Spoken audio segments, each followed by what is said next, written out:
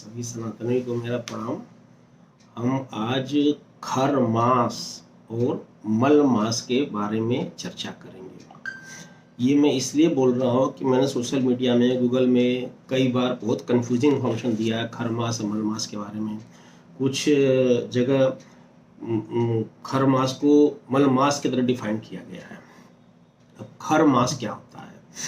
खर मास ये मंथ हमारे हिंदी पंचांग में, हिंदी कैलेंडर में, हिंदू सनातनी कैलेंडर में साल में 2 बार ये खरमास पड़ता है। अभी ये 12-13 मार्च से 12-13 अप्रैल तक ये खरमास था, समाप्त हुआ है। तो इसके पीछे की कहानी क्या है ये मैं बता रहा हूँ। खरमास नाम शब्द क्यों पड़ा? मार्कंडेय पुराण में जिक्र है, सूर्यदेव, सूर्य ग्रह अपने रथ को 7 घोड़े से लेकर के पूरे ब्रह्मांड का परिक्रमा पथ पर परिक्रमा कर रहे थे और उन्होंने प्रतिज्ञा लिया था कि हम कभी भी रुकेंगे नहीं, हमारा परिक्रमा अनवरत चलता रहेगा। उसी बीच में इनको, जैसा कि सूर्य की तेज, सूर्य की गर्मी हम सब भली भांति जानते हैं, और सूर्य की तेज गर्मी से उनके जो घोड़े हैं वो भी थक जाएंगे, उनको प्यास लगेगी, उनको विश्राम की जरूरत होगा। ऐसा उनके अंदर विचार आया कि हम इनको कहीं विश्राम करने दें या अपना इनको थोड़ा प्यास बुझाने के लिए पानी पीने के लिए कहीं जगह दें या कहीं पिला दें। तो तुरंत उनको याद आया कि मैं तो प्रतिज्ञा लिया हूँ कि मेरा रथ कभी रुकेगा नहीं, घोड़ा कभी रुकेगा नहीं। तो फिर अपने उस विचार को त्याग कर दिया। उसी उनका घोड़ा परिक्रमा पथ पर 7 घोड़े चल रहे थे, दौड़ रहे थे। तो कुछ दूर बाद उनको एक तालाब नजर आया। वहाँ पर 2 खर माने कहते हैं गधे, 2 खर खड़े थे, बंधे थे वहीं पर। तो उनके तुरंत खर को देखने के बाद उनके मन में विचार आया कि क्यों ना हम अपने 7 घोड़ों को, यहाँ पर तालाब भी है, पानी पी लेंगे, प्यास बुझ जाएगी और थोड़ा विश्राम भी कर लेंगे। और उसके बाद जब तक ये विश्राम करेंगे तब तक हम इस खर से अपने रथ को जोत देंगे और इससे हमारा प्रतिज्ञा भी अनवरत चलता रहेगा, हमारा रथ भी नहीं रुकेगा और हमारे घोड़ों को आराम भी मिल जाएगा। तो ऐसा उनके मन में विचार आते ही उन्होंने अपने सारथी जो अरुण रथ चला रहा है उसको उन्होंने आदेश दिया कि इस रथ को रोको यहाँ पर और उसको, ये घोड़े को हटा करके घोड़े को वहाँ पर पानी के लिए और रथ को और खर को इसमें रथ में बांध दो। तो उस खर को रथ में बांधने से खर शब्द से खरमास बना है। अब खर सोचिए, खर मतलब गधा, गधे से ये खरमास शब्द बना है।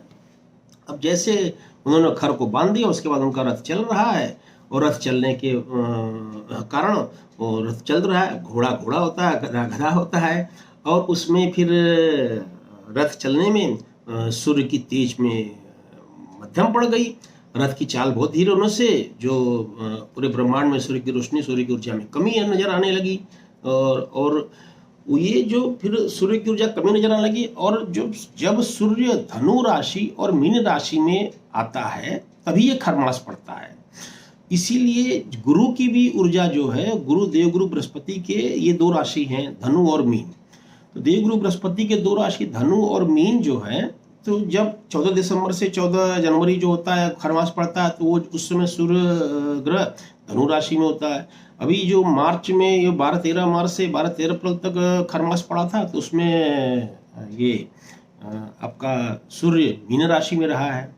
तो इस पीरियड को ही खरमास पड़ता है और इसमें सूर्यदेव के और देवगुरु बृहस्पति की दोनों की ऊर्जा में कमी आती है और पूरे सूर्य की रोशनी जो उत्तरी गोलार्ध जो है उसमें, पृथ्वी के उत्तरी गोलार्ध पर उतनी रोशनी पहुंचती नहीं है, उस रोशनी में बहुत कमी हो जाती है।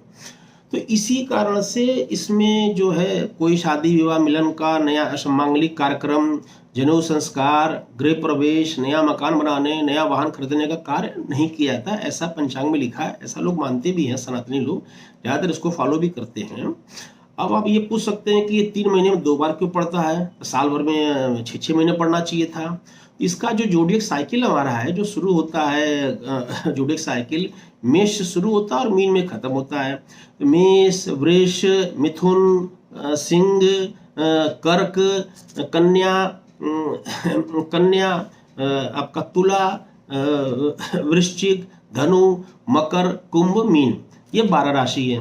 तो आपका धनु और मीन में सिर्फ 2 महीने का अंतर है। धनु के बाद मकर, मकर के बाद कुंभ, कुंभ के बाद मीन राशि में आ गया। इसलिए जनवरी में खत्म होता है, फिर मार्च में शुरू हो जाता है। तो ये तो खरमास की पूरा है। खरमास का एक और भी उसमें लिखा गया है, गरुड़ पुराण में लिखा गया है कि इस पीरियड में प्राण त्यागने पर सदगति प्राप्त नहीं होता है, ऐसा गरुड़ पुराण में लिखा गया है। इसीलिए महाभारत में भीष्म पितामह जो शैया पर लेटे थे वो इंतजार कर रहे थे कि उत्तरायण है, मतलब मकर संक्रांति के बाद उन्होंने प्राण त्याग गया, क्योंकि उस समय खरमास चल रहा था 14 दिसंबर से 14 जनवरी।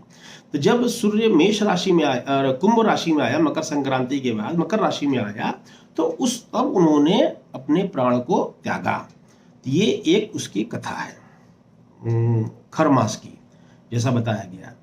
अब आता है मल मास। मल मास को, मल मतलब वेस्टेड, वेस्ट जैसे हम लोग बोलते हैं मलमूत्र, तो उससे मल मास बना है, वेस्ट मास, मल मास। इसको अधिक मास भी कहते हैं, एक्स्ट्रा मंथ, और इसको पुरुषोत्तम मास भी कहते हैं। अब पुरुषोत्तम मास क्यों कहते हैं, हम सब जानते हैं हिरण्यकश्यप जो दैत्य था, राक्षस था, उसको कई वरदान थे। उसमें वरदान था ना कि उसको जमीन में, ना आकाश में, हवा में मार सकते हैं। तो नरसिंह अवतार उसको अपने जांग पर लेके मारा, चीरा शरीर बना, और उसको, और उसमें दूसरा उसको यही वरदान था कि हमको 12 मास में किसी भी मास में नहीं मतलब मारा जा सकता है। तो इसलिए भगवान विष्णु ने उसके लिए एक्स्ट्रा मंथ, अधिक मास, पुरुषोत्तम मास क्रिएट किया, इसलिए इसको पुरुषोत्तम मास भी कहा जाता है। तो हिरण्यकश्यप को मारा गया, ऐसा भी पुराणों में लिखा हुआ वर्णन।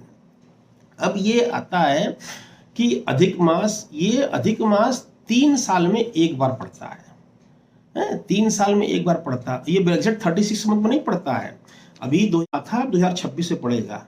और ये इसका जोडियक साइकिल से है, 32 महीने 15 दिन बाद अधिक मास पड़ता है। जैसे पिछला अधिक मास जब भी पड़ा था उसके 32 मंथ 15 डेज के बाद अगला अधिक मास जो 2026 में ज्येष्ठ मास में जून में पड़ेगा, मई जून में पड़ेगा।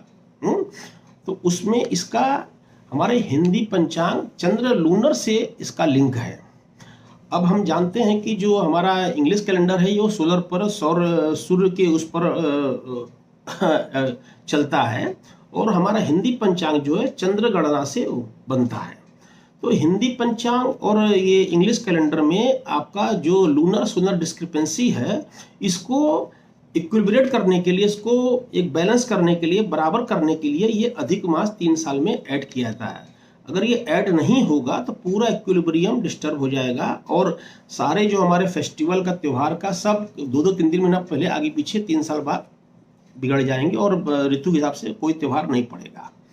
क्योंकि उसमें पृथ्वी का जो परिक्रमा पृथ्वी लगाती है पूरा सूर्य का, तो वो 365 दिन 6 घंटे में लगता है।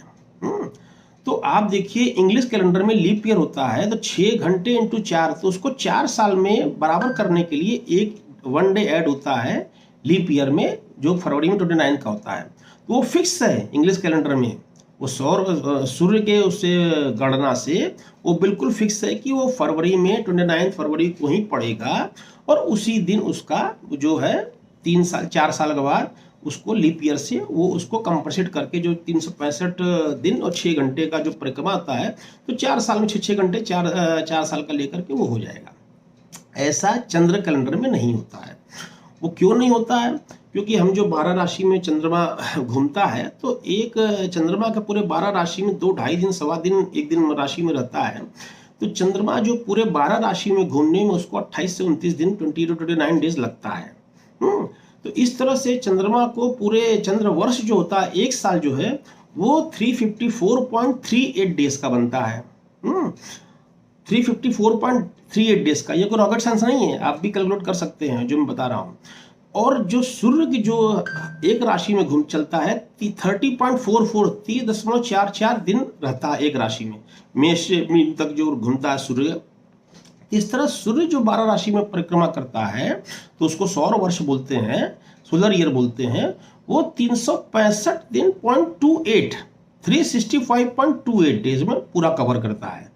अब देखिए 365.28 हो गया सोलर ईयर, और लूनर ईयर हो गया 354.36।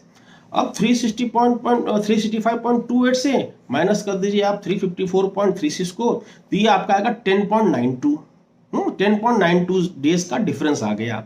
अब 10.92 का डिफरेंस अगर इंटू 3 सीधे 3 साल में 1 महीना बढ़ेंगे तो वो 33 दिन चला जा रहा है। तो 10.92 डेज को कंपनसेट करने के लिए जो है अधिक मास 32 महीने 15 दिन बाद ऐड होता है। जैसे 2023 में सावन में ऐड हुआ था तो सावन 2 महीने का हो गया था, है। अभी ज्येष्ठ में अगले साल ऐड होगा तो वो मंथ ज्येष्ठ 2 महीने का हो जाएगा। इसमें अधिक मास में क्या होता है कि इसमें कोई राशि परिवर्तन नहीं होता है। मतलब जिस घर में जिस राशि में सूर्य पहले से है ऑलरेडी, उस अधिक मास के पहले उसी राशि में वो उस महीने में रहेगा। हम लोग सब लोग जानते हैं संक्रांति में केवल मकर संक्रांति नाम जानते हैं क्योंकि 14 जनवरी बड़ा फेमस है, लेकिन हर महीने एक संक्रांति आती है। संक्रांति कहते किसे हैं? जब सूर्य राशि परिवर्तन करता है तो उस दिन को संक्रांति कहते हैं। अब हमें किसी को याद नहीं मेष संक्रांति, कुंभ संक्रांति, वृश्चिक संक्रांति, लेकिन हर महीने जब राशि एक राशि से दूसरे राशि में, जैसे मकर से 14 जनवरी को मकर में आया है, 14 फरवरी के 12 फरवरी को कुंभ में आना चाहिए, तो कुंभ को किसी को याद नहीं है, तो जिस दिन वो कुंभ राशि में सूर्य आया उसको हम उस दिन का कुंभ संक्रांति या उस राशि की संक्रांति से बोलते हैं। ये इसका साइंटिफिक डिफिनेशन है। तो अधिक मास में कोई संक्रांति नहीं होता क्योंकि राशि परिवर्तन होता ही नहीं है। इसका एक ये भी रीजन है कि अधिक मास में कोई संक्रांति नहीं होता है और अधिक मास का कोई राशि भी नहीं है। इट हैज नो राशि, मतलब जब राशि परिवर्तन हो ही नहीं रहा तो कोई राशि हुआ ही नहीं, मतलब कि मीन कुंभ कोई राशि इस तरह नहीं हुआ। इसीलिए इसको मल मास मतलब वेस्टेड मास कहा गया है। मल से हम समझ रहे बात को, इसको मल मास कहा गया है। और इसमें क्या है कि जो पुराणों में भी लिखा है स्पिरिचुअल रिफ्लेक्शन के लिए और आपका ये रिलीजियस आपका रिचुअल्स और फास्टिंग व्रत पूजा पाठ के लिए बहुत शुभ माना जाता है। बहुत ज़्यादा लोग पूजा पाठ करते हैं, लोग हर जगह मलपुआ दान करते हैं, मीठा का जो मलपुआ होता है, और इसीलिए इसको पुरुषोत्तम मास कहा गया क्योंकि भगवान विष्णु ने उसका हिरण्यकश्यप का वध किया था। तो पुरुषोत्तम मास, अधिक मास, मल मास ये तीनों एक ही है। और खर मास अलग साल में 2 बार और मल मास 3 साल में 32 महीने 15 दिन के बाद ही पड़ता है।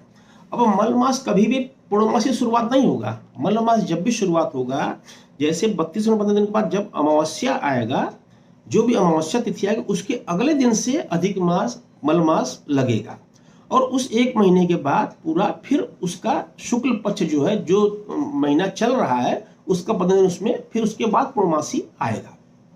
ये हो गया कि मल मास कभी भी पूर्णमासी से शुरू नहीं होता, ऐड होता है। अब ये 1 महीना देखिए अगर ना ऐड किया जाए तो 32 महीना आपका सोलर ईयर ले लेता है, तब तक आपका लूनर मंथ 33 मंथ हो जाता है क्योंकि लूनर मंथ तो आपका 29 मंथ का हो जाता है। तो इतना ये जो है आपका सोलर ईयर लूनर ईयर के डिस्क्रिपेंसी के चलते इसको सिंक्रोनाइज करने के लिए ये अधिक मास मल मास का क्रिएट किया गया है। मैं उम्मीद करता हूँ ये जानकारी आपको अच्छी लगी होगी और फिर कभी किसी मुद्दे मिलते, तब तक के लिए नमस्कार।